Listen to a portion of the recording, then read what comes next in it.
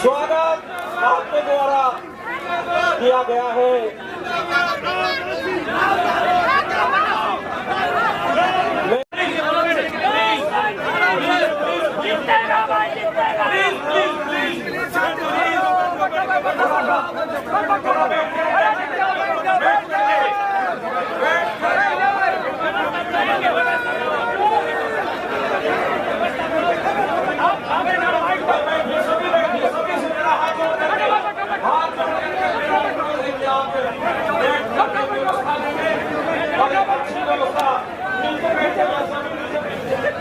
और ये गैदरिंग मेरे राइट साइड में जो गैदरिंग है, राइट साइड में जो गैदरिंग है, कृपया सामने आप आए, सामने आ जाए प्लीज।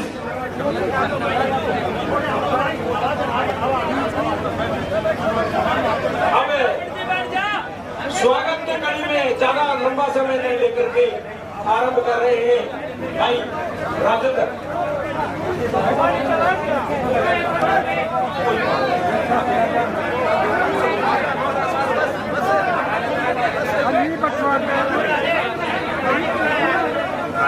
हाँ, मेरा अनुरोध है कि रामदान सिंह जी का स्वागत पगड़ी पहना करके हमारे बुजुर्ग गांव के सबसे सीनियर व्यक्ति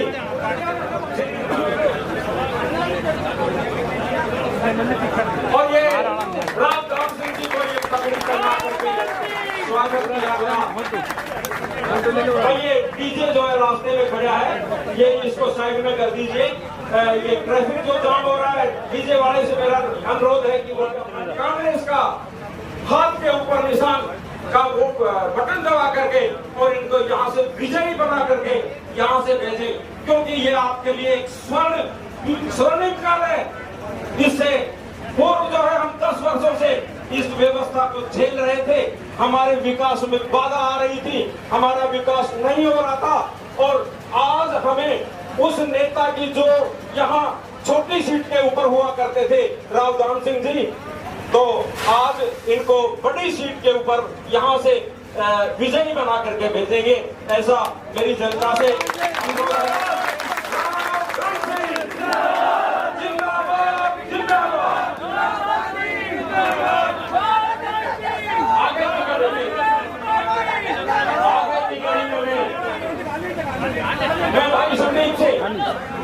मैं भाई संदीप से अनुरोध करूंगा कि भाई संदीप मुकुट पहना करके राव दान सिंह जी का स्वागत करेंगे। भाई संदीप और भाई संदीप के द्वारा ये स्वागत की कड़ी एक मुकुट पहना करके की जा रही है। भाई संदीप हमारे क्षेत्रीय नेता है ये, और इन्होंने सांसद का चुनाव लड़ा था। भाई किसी कारण से हार गए थे, आगे के लिए अपनी रूपरेखा तैयार करें।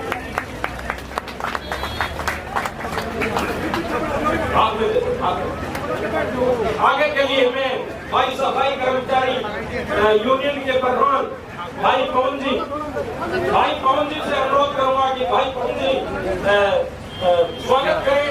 राव दान सिंह जी का स्वागत होगा, और मैं बड़ी माला के लिए जो है मैं अनुरोध करता हूं कि वो आप लोग जो है स्टेज पर आ जाए, बड़ी माला में जाकर के, और ये माल्यार्पण कर राव दान सिंह जी का स्वागत गांव की तरफ से स्वागत किया जा रहा है।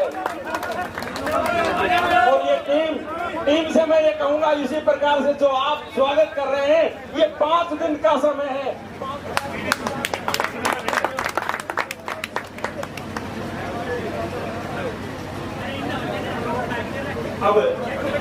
अब देखिए, अपन इस गांव के रहने वाले हैं, अपनी कोई वार्ता की कोई विशेष बात नहीं है जो हम सुनेंगे। तो आज हम राव दान सिंह जी को सुनेंगे, और ये आपसे अपील करने के लिए आए हैं वोट के लिए, और आप इनको आशीर्वाद दे करके और राव दान सिंह जी को यहाँ से विजयी बना करके भेजेंगे।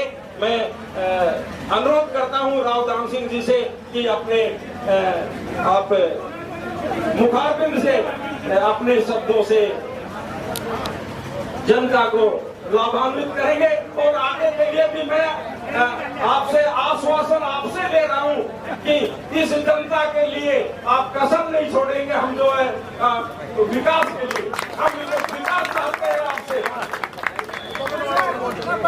बैठ जा, नीचे बैठ जा भाई। तोड़ने की व्यवस्था है, उसके लिए व्यवस्था आप साइड में करें। भाई स्कॉर्पियो वाले माइक देके जाएं, इस माइक की आवाज कुछ बड़ी भिन्न आ रही है। स्कॉर्पियो माइक राव दान सिंह जी ने आपके विकास में कोई किसी प्रकार की कसर नहीं छोड़ी थी। ये यूनिवर्सिटी जो आप हमारे बच्चे आज पढ़ रहे हैं, यूनिवर्सिटी जाने में आपका एक अहम योगदान है राव दान सिंह जी का, तो हमारे बच्चे आज कामयाब हो रहे हैं। और हमारा एक स्कूल है जो जर्जर अवस्था के अंदर है, आपने नींव डाली थी उसकी, और वो आज ऐसी हालत में है, उसके अंदर कूड़ा भरा जा रहा है, गोबर डाला जा रहा है। और आप इस विजयी होकर के जब आएंगे तो निश्चित रूप से उस स्कूल की तरफ ध्यान देंगे।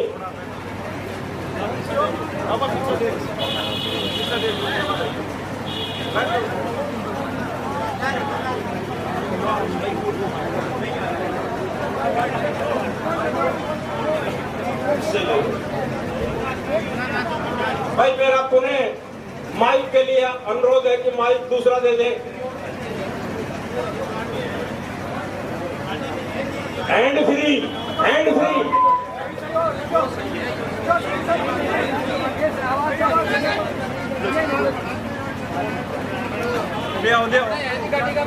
अभी हो जाएगा तो इसको इस्तेमाल कर लेंगे। अपने वाली का बताइए, अपने वाली का।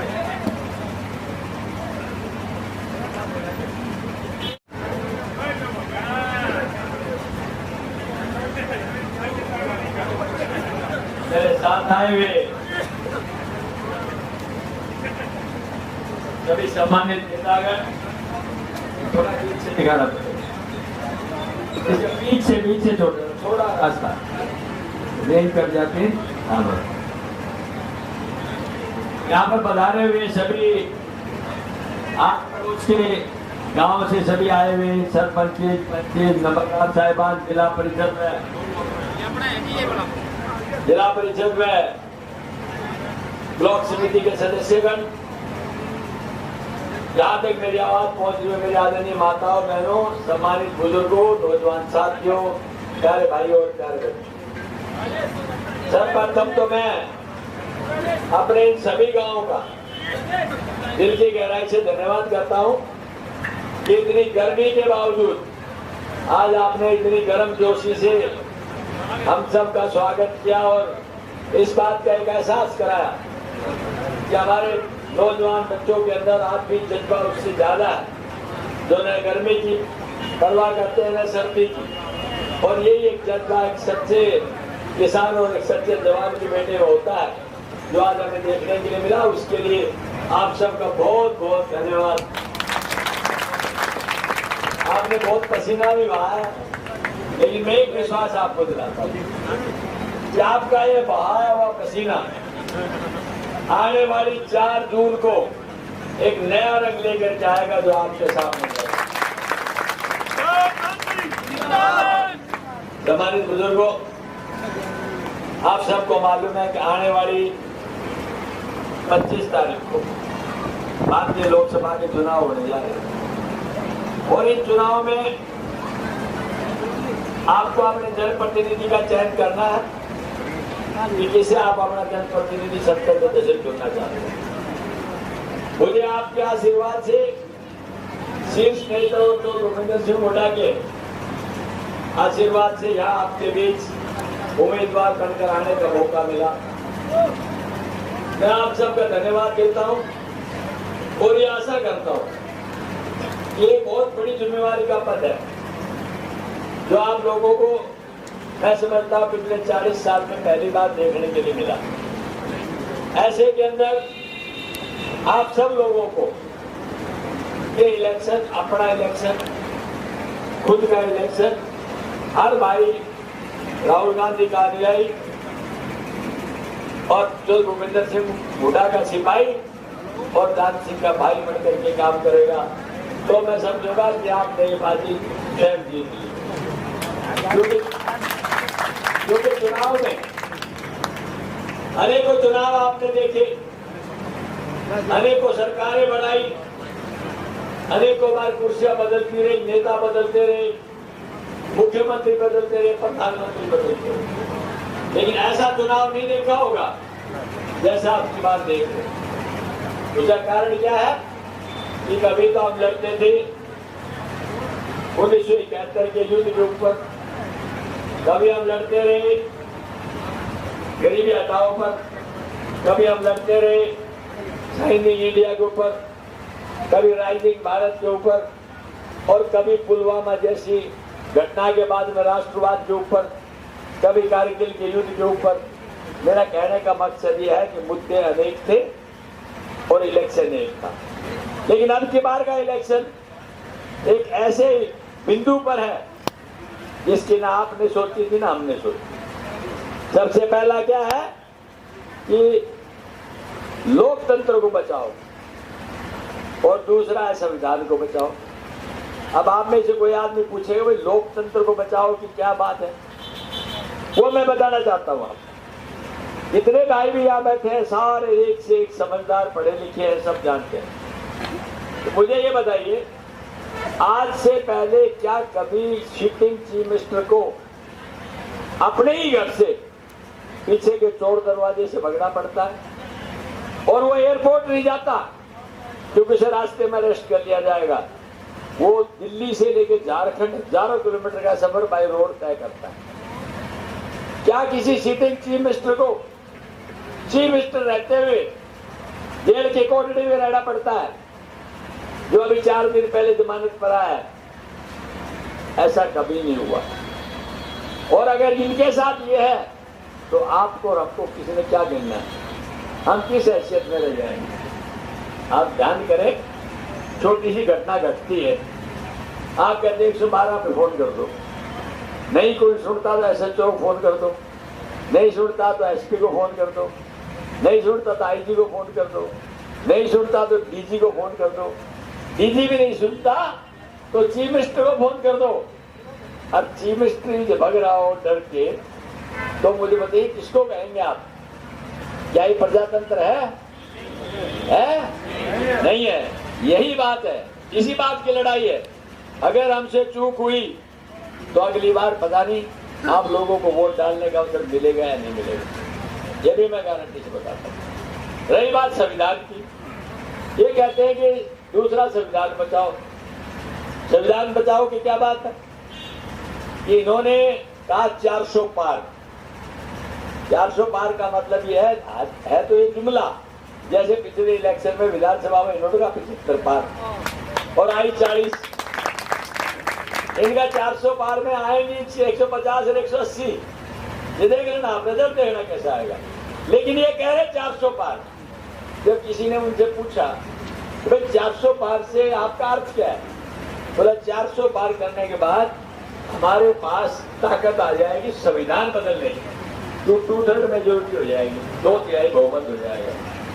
और जब संविधान बदलने की ताकत होगी तो अपनी इच्छा जैसे जाएगी वैसे बढ़ा देगी। भाई एक बात दिल में याद रखो, आप ये सोचिए कि उनको 400 मिल गई तो जो सरकार, जो नेता रात को 12 बजे नोटबंदी लागू कर देता बिना जरूरत के, करेगी नहीं करेगी, उसका क्या सोचेंगे? जो नेता बिना सोचे समझे GST लागू करता है, उसको क्या सोचेंगे? जो नेता बिना सोचे समझे आपके यहाँ क्या होता है, लागू 3 काले कानून और 3 काले कानून किसानों वाले, 3 काले कानून लागू कर देता है, फिर तीनों कानूनों को बिना सोचे समझे वापस दे देता है। फिर 2000 का नोट चलाया था, 2000 नोट को वापस बंद कर देता है। 2000 का नोट किसी के पास बोला है क्या? तो इनसे ये पूछे क्यों चलाया 2000 का नोट? क्यों चलाया? किसको फायदा हुआ उसका? किसी फायदा हुआ? किसी को फायदा नहीं हुआ। उस सरकार से आप क्या समझते हैं? अगर उनके हाथ में चाबी चली जाएगी तो कल क्या करेंगे आपके साथ? इसलिए संविधान बचाओ। तो भाई प्रजातंत्र बचाओ, संविधान बचाओ, सबसे बड़ी बात है, आपको सोचना है। फिर भी कोई भाइयों कहते हैं बोले ना ये तो केजरीवाल भीतर गया है, भाई पड़ोस में आग लग रही हो तो तपन यहाँ पे आती है, आते हैं क्या? वो यूँ कहता है ये दोषी है, तीनों मुझे अपनी तरफ जा रही आ रही है ना, तो पहले भी इसको सोचना है। दूसरा मैं ये पूछता हूँ, 2014 में पहली बार चुनाव में भारतीय जनता पार्टी स्पष्ट बहुमत से आई और इन्होंने एक आवाज दी। इस टाइम पे जो आज के प्रधानमंत्री हैं ये सिर्फ उम्मीदवार थे जैसे अपन, और इसने रेवाड़ी के अंदर जलसा किया था। एक्स सर्विस मैन मेरे ख्याल 2-4-5 है जिनको मैं जानता हूँ, जो वहाँ गए भी थे। गया था आपने जरूर इस रैली में 2013 में एक्स सर्विस मैन साहब गए थे और कहा मेरे फौजी भाइयों तुम मुझे एक अवसर दे दो, मैं प्रधानमंत्री बनते ही तुम्हारा 1 रैंक 1 पेंशन इमीडिएटली लागू कर दूंगा। वो कर दिया क्या? नहीं हुआ। 2 करोड़ युवाओं को रोजगार दे दूंगा साल के, तो 20 करोड़ हो जाते 10 साल। दिए क्या? किसानों की आय डबल कर दूंगा। आय तो डबल नहीं करी, लेकिन कट्टे का वजन खाद का 50 से 42 कर दिया, कीमत बढ़ा दी। फेवर किया बिना फेवर किया। आप बताओ गलत क्या सही क्या? तो इनकी कथनी और करने में बहुत बड़ा अंतर है। इनको कोई लेने देना नहीं, किसी इनको अपनी सत्ता चाहिए। जब कोई मुद्दा आता है उसी टाइम पे हिंदू मुस्लिम मंदिर और मस्जिद को बिठा देते हैं। अब की बार राम जी ने भी साथ छोड़ दिया इनका। इन्होंने बहुत कोशिश करी 22 जनवरी को, और सारे लोग एकदम से हमारे राजनेता भी घबरा गए। बोले भाई तो राम जी का आगे इनका पिछली बार पुलवामा ले गया, उससे पहले छोटा जुमलों से ले गया, इनका भाई राम जी का आशीर्वाद मिलेगा। तो भाई राम जी सबका है, वो सर्वशक्तिमान है, ऊपर से देख रहा है। राम जी ने कहा छोड़ भाई मैं सबका हूँ और सब मेरे हैं। तुम क्यों ठेकेदारी ले रहे हो? पार्टी एक नेता मैं नहीं लाऊंगा, मैं सबके दिल में रहूंगा। मेरा किसी राजनीतिक पार्टी को करना नहीं। वो मामला इनका जीरो हो गया। अब इनके बाद मुद्दा नहीं है। अब तो मुद्दे ऐसे बिना वजह के मुद्दे उठाते हैं जो मुद्दों का कोई अर्थ ही नहीं है। तो भाई आपको सोचना है कि इनका जो सोच है, विचार है, वो बहुत गलत है। लेकिन मैं साथ में ये कहना चाहता हूँ, आज को कहते हैं जब खतरा हो रहा, हवाई जहाज में बैठते हैं, आप मुझे बैठे होंगे बहुत सारे, हवाई जहाज में जब बैठते हैं, आगे से हवा तेज आ रही हो, बादल आ रहे हो और कोई खतरा हो सामने, तो अंदर से आवाज आती है, भाई अपने पैसेंजर अपने जगह पे बैठते हैं, बेल्ट बांध ले, आगे खतरा है। आदमी बेल्ट बांध देता है। जब लग रहा आपको कि आगे खतरा है तो बेल्ट बांध लो, तो बांधनी चाहिए कि नहीं? तो सारे बेल्ट बांध लो आप। अब मैं कहना चाहता हूँ, ये इनका घमंड सातवें आसमान पे, फिर भी लोग बोले ना बढ़ाएंगे हम 400 जाएंगे। तो भाई मैं दो बातें कहता हूँ, इनके घमंड को तोड़ना बहुत जरूरी है। और हमेशा कहता हूँ कि मत कर इतना गुमान है भारतीय जनता पार्टी के हुक्मरान। हमने तो देखा है चढ़ते सूरज को भी डरते। ये सूरज आता है, शिखर में जाता है, फिर नीचे जाता है ना, ये क्लाइमेक्स है। नीचे आएगा तो ऊपर जा लिया, अब नीचे आने की बारी है, वो आपने देखना है। अब रही बात कांग्रेस की, तो भाई हम किसको वोट दें? तो हम कहते हैं हमें दो, और क्यों दो? हम जो बातें हुए कुछ बातें जो जिनका बताऊंगा, आप भी थोड़ा लेट हो गया, अभी 15-20 गाँव का प्रोग्राम है।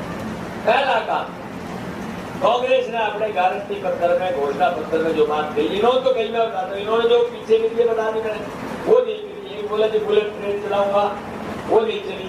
फिर बोला स्मार्ट सिटी बनाऊंगा गुड़गांव और करनाल को, वो नहीं बनी। यानी जो इन्होंने कहा कुछ नहीं कर पाए। कांग्रेस ने कहा था, याद होगा जब से मोटा के टाइम में तुम्हारे बिजली के बिल माफ करेंगे 1600 करोड़ 2008 में, 2005 में बहुत ज्यादा कीमत थी 1600 करोड़, 1600 करोड़ माफ किए। 72 करोड़ रुपए केंद्र में डॉक्टर मनमोहन सिंह ने माफ किए थे। और डॉक्टर मनमोहन सिंह वो नेता है आज भी जो 2005 के अंदर दुनिया में मंदी थी, दुनिया नीचे गिर रही थी, हिंदुस्तान फिर ऊपर जा रहा था। और बराक ओबामा जो राष्ट्रपति था, उसने ये बात कही, भाई कमाल है डॉक्टर साहब, कौन सी जड़ी बूटी है आपके पास, दुनिया नीचे जा रही है, अर्थशास्त्र में आप ऊपर आ रहे हो। ऐसी उसकी सोच थी, बहुत बढ़िया सोच। तो उस टाइम पे आपने जो कहा वो किया। तो भाई कांग्रेस एक बात कहती है हमारे मैनिफेस्टो में, आप हमें सत्ता दो, और भाई पहले दिन में किसानों की जो MSP है ना, पहले दिन में स्वीकार कर देंगे आपके लिए। दूसरी बात, ये हमारे नौजवान बच्चे रोडों पे दौड़ने से फिजिकल फिटनेस के लिए मैं फौज में जाऊंगा। अब 4 साल के बच्चे में जाता नहीं, 75% 4 साल बाद हटा दोगे। तो ये तय किया है, मैंने बिल्कुल ठीक बात। अब ये तय कर दिया कि जैसे ही अपनी सत्ता आएगी, सबसे पहले अग्निवीर को पहले दिन काट देंगे। और भाई एक और बात, जो हमारी माँ है, बहन है, जिनके BPL कार्ड भी होगा, तो मैं जब ये भारत जोड़ो यात्रा का कार्यक्रम चल रहा था, तो मैं ही हरियाणा का इंचार्ज था। तो राहुल गांधी जी की आदत थी, क्योंकि वैसे तो देखो उसको जरूर देगी, गली गली कुछ में जाएंगे, लेकिन उसके दिमाग में थी क्या, अब तक मैं चारों जनों से मिला रहा, जमीनों के साय में, सिक्योरिटी जेट, सिक्योरिटी, मैं जनता से नहीं मिल पाता, मैं उनकी बात नहीं जान पाता, मैं उनके दिल से कैसे कुछ उतरे क्या तकलीफ है, क्योंकि मेरे को कहना नहीं भी खतरा है। आपकी बात में नहीं चर्चा करता, तो वो क्या है, रिंग होता था एक बड़ा रस्ते का, चारों तरफ सिक्योरिटी वाले लेके रहते थे, भीतर नहीं जाते। लेकिन वो चलते चलते हमारे वो जाते जाते देख लेता है, या पाई है फटली का रोको, उसको बुलाओ, नहीं आ पा रहा, कुछ करा जाता। ऐसे ही वो एक घर में घुस गए, सुनना जरा, घर में घुस करके, और वहाँ एक बुढ़ी आती 70 साल के आसपास की, माता जी नमस्कार, बोले जी नमस्कार, मैं राहुल गांधी हूँ। तो वो बोलता है नाडू को, इसको पता ही नहीं, बोले माता जी ये कौन है, बोले मेरा पोता है। ये कौन है, बोले लड़की का लड़का दोस्त है। अच्छा, तो सब ठीक है, बोले ठीक है। तो पैसा पूछा, बोले मेरे लड़की से पैसे, तो ये बच्चे तेरे से मांग ले तो तू क्या करें, मैं क्या करूँ, मेरे पास है ही नहीं। कोई साथ नहीं तेरे पास, बोले कोई नहीं, बोले खिलौना मांग ले तो मैं कहाँ से लाऊं, बहू जब मांगती नहीं बेटा देता नहीं, तो फिर कुछ नहीं थोड़ा बहुत खिला लूँ। अगर ये ज्यादा रोने राग लगेगा ड्रेस डाउन कर दी तो वो शेर आया, वो फलाना आया, दिखा है, तो बोले फिर आपके पास मिलने ना उसको पैसा उसने आपसे ही अब जो घोषणा पत्र में एक चीज से राग करना, वो कहती है वो माँ अपने दिल के पत्थर रखती है कि काश मेरे जेब में पैसा होता तो मेरे पोता पोती दोता तो मेरी इच्छा अनुसार खिलाना भी कोई मैं दे देती। तो भाई ये तय करा है कांग्रेस का राज आएगा, बीपीएल परिवार की जो सबसे बड़ी महिला हो, सबसे बड़ी माता 3 भाई है तो सबसे बड़ी जो होगी ना हमारी ताई, उसको 1 लाख रुपए साल के देंगे, 8,500।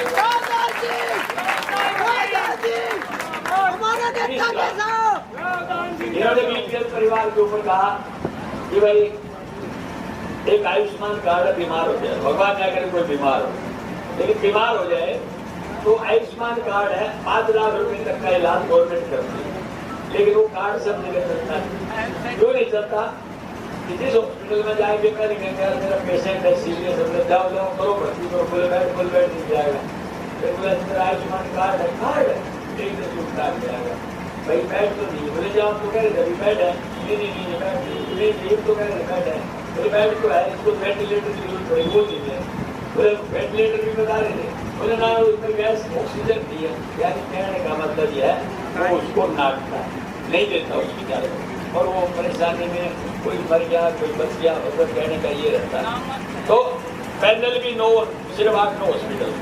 अब कांग्रेस ने फैसला किया है भाई भगवान न करे किसी को जरूरत पड़े, कभी भी ना पड़े, हमारे में किसी को जरूरत ना पड़े, हम तो भगवान से प्रार्थना करते हैं, लेकिन हमारी बीमारी छूटते नहीं किसी से।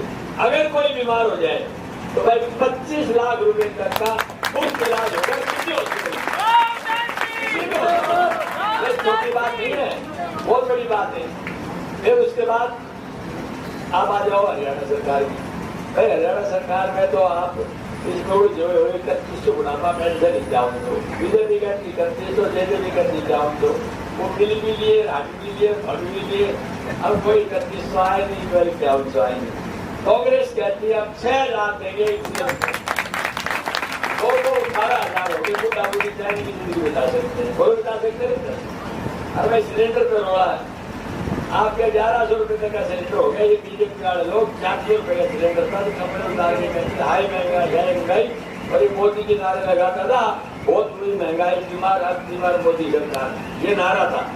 अब वो 1100 बोलते नहीं, 55 रुपए लीटर डीजल पेट्रोल था जो नारा था, लेकिन अब 100 रुपए में बोलते नहीं। तो भाई कांग्रेस ने फैसला किया 500 रुपए में आपको सिलेंडर और 300 यूनिट फ्री देंगे बिजली की। और वह बीपीएल के अंदर जो 100 गज के प्लॉट पहले थे, अब 100 गज के प्लॉट उसके बाद नहीं दिएगा, उसके बाद परिवार बढ़ गए, प्लॉट नहीं है, तो भाई अब ये तय किया कि 100 गज का प्लॉट तो देंगे, लेकिन उस प्लॉट के ऊपर आप 2 कमरे, 1 रसोई, 1 बाथरूम ये बना देंगे। ये कुछ चीजें हैं, इसलिए हम आपसे कांग्रेस की बात करते हैं। आप सब लोग भी जाके उनको ये बताओ कि हकीकत में ये बात है। मैं पूरे भरोसे से समझ सकता हूँ कि मेरे पूरे इलाके के एक भाई सब के सब चेहरे मेरे पैसे नजर आ रहे हैं। ये चुनाव आपका है, ये चुनाव आप लड़ रहे हो, और इस चुनाव का मुद्दा है जनता वर्सेस भारतीय जनता पार्टी। और जनता जहाँ होती है जीत वहाँ होती है। तो भाई ये हमारे तो सामने जनता है, ये कहते हैं कि हम संविधान बदल देंगे, लेकिन ये जनता कहती है तुम क्या संविधान बदलोगे, आने दो 25 तारीख हम तुम्हारी सरकार बदल देंगे ना। अच्छा, अब एक रिक्वेस्ट और है, 22 तारीख को राहुल गांधी जी आ रहे दादरी, अपने महेंद्रगढ़ से जाएंगे, इसी रोड पे सीधे चलते जाओ, दादरी घुसने से पहले लेफ्ट साइड पे अपने जगह बनाई। तो भाई सारे भाइयों से निवेदन है, अपनी अपनी गाड़ी घोड़ा लेके पहुंच जाओ, कोई कमी हो हमें बताओ, वो चीज हम अरेंज कराएंगे। लेकिन पहुंचना सबने, क्योंकि एक आवाज जानी चाहिए। वो भाई हमारे बड़ी ताकत से लग रहे हैं, वो एक ही बात कहते, भाई राव साहब हम तो तेरी शिखर में ताड़ देंगे, फिर ला भाई आते बोलो मानोगे? तो मैं 3 चीजों कहूंगा। मैं कहूंगा 22 को आओगे, आपने कहा आएंगे, जोर से बोलना, 22 को आओगे, 22 को आओगे, 22 को आओगे। धन्यवाद साहब, जय हिंद।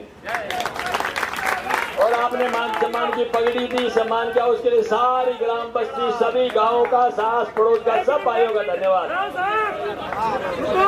हाँ जी, देखिए मेरा सभी भाइयों से अनुरोध है कि दान सिंह जी को अभी तोला जा रहा है और अभी वो प्रसाद आप लेकर के ही जाएंगे। दान सिंह जी से मेरा अनुरोध है कि स्टेज के साथ ही जो है इनका जो डेट है उस हिसाब से आपके लिए प्रसाद के तौर पर केले आए हुए हैं और सभी प्रसाद ग्रहण करके जाएंगे।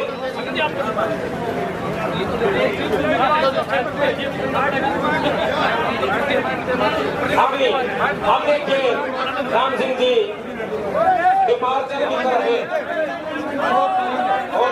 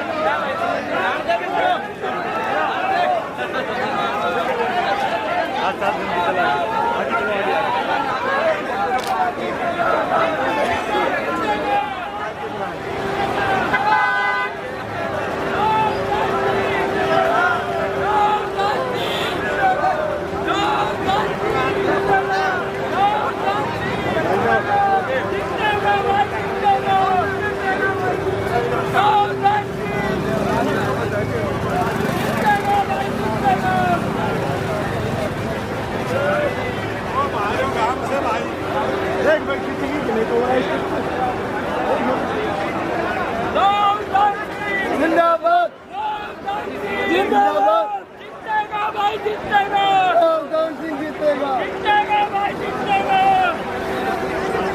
हाँ